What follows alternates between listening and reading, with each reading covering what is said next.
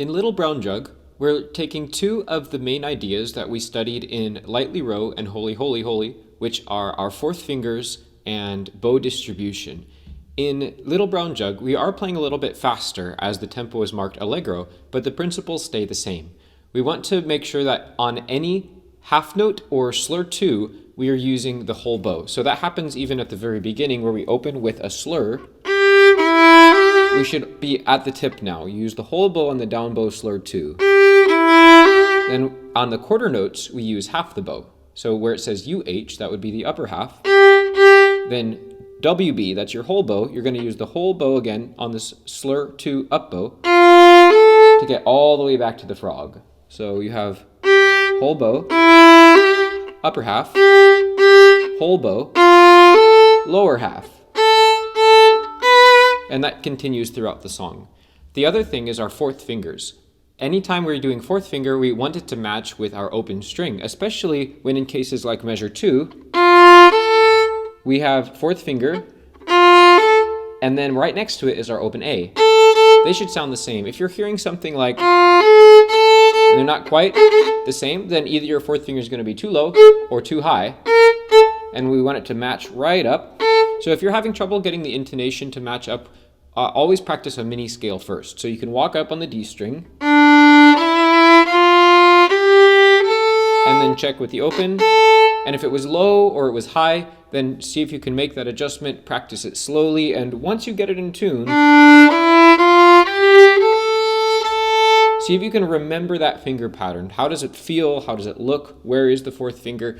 And then each time that you practice it, it will make it more consistent when you're actually playing it in the piece.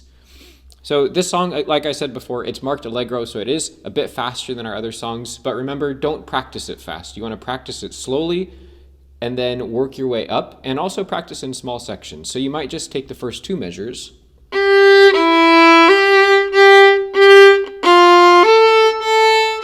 and just practice it slowly, making sure you're getting your fourth fingers and your bow distribution, whole bows on the slur 2s, half bows on the quarter notes, and then speed it up a little bit. And then again.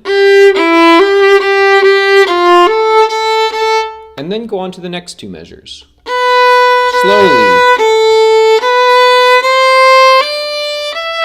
Once you've got it, then move on. And then a little faster. And then connect those two sections together so you can play the whole first four measures.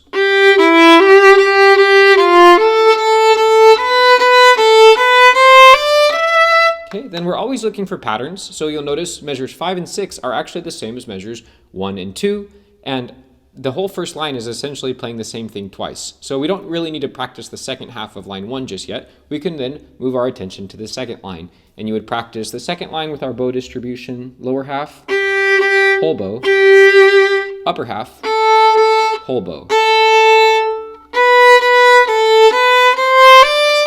Okay, and then same thing, it does the same thing twice here on the second line. So we really are only practicing 4 measures at a time and then making a slight change towards the end. So as you're practicing, remember, keep that in mind, have your fourth fingers in tune, and make sure you're using good bow distribution. Whole bows on the half notes and the slur 2s, and then half bows on each of the quarter notes in either the lower half or the upper half. Happy practicing!